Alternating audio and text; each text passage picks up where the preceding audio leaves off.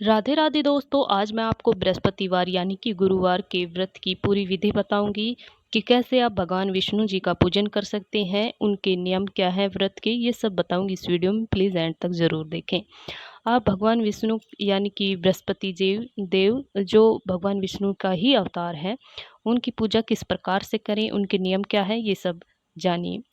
और उनकी पूजा करने के बाद आप केले के पेड़ की भी पूजा ज़रूर करनी चाहिए, क्योंकि केले के पेड़ में भगवान विष्णु और माता लक्ष्मी जी का वास होता है। और केले के पेड़ की पूजा करने से घर में सुख समृद्धि और हमारी सभी मनोकामनाएं पूर्ण होती है।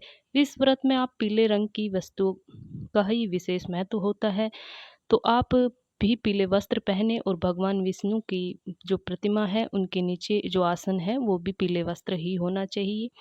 आसन पीले रंग का ही होना चाहिए, इस बात का ध्यान रखें। उसके बाद हम भगवान विष्णु को हल्दी का तिलक करेंगे।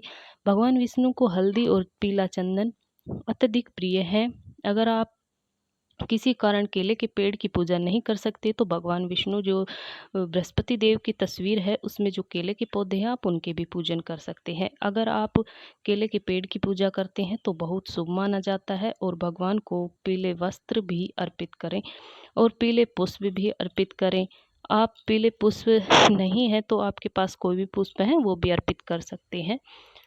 उसके बाद आप उसके बाद आप भगवान विष्णु को तुलसी दल अर्पण करें, क्योंकि तुलसी भगवान विष्णु को अत्यधिक प्रिय है। उसके बाद हम धूप दीप जलाएंगे। और देखिए, इस व्रत के नियम बहुत कठोर है। इस व्रत में आप केले का सेवन नहीं कर सकते, केला नहीं खा सकते। इसमें स्त्रियां बाल नहीं धोती, इस दिन पुरुष दाढ़ी नहीं बनवा सकते, नाखून नहीं काटने चाहिए और घर में चूल्हा चौका यानी कि पोछा नहीं लगाना चाहिए और ना ही कपड़े धोने चाहिए। और इस व्रत में आप नमक का सेवन बिल्कुल भी ना करें।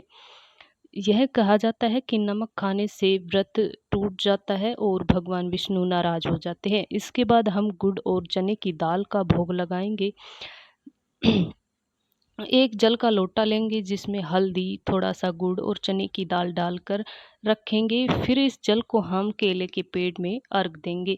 इसके बाद हम भगवान को गुड़ चने का भोग लगाएंगे। यह व्रत आप किसी भी गुरुवार को कर सकते हैं। आप अपनी श्रद्धा अनुसार 5, 7, 11, 16 गुरुवार के व्रत रख सकते हैं, या फिर आप सालों साल भी इस व्रत को कर सकते हैं। फिर भगवान को हम पीले फल अर्पित करेंगे और इसके पूजन करेंगे। उसके बाद हाथ में चने की दाल और गुड़ लेकर कथा सुनेंगे।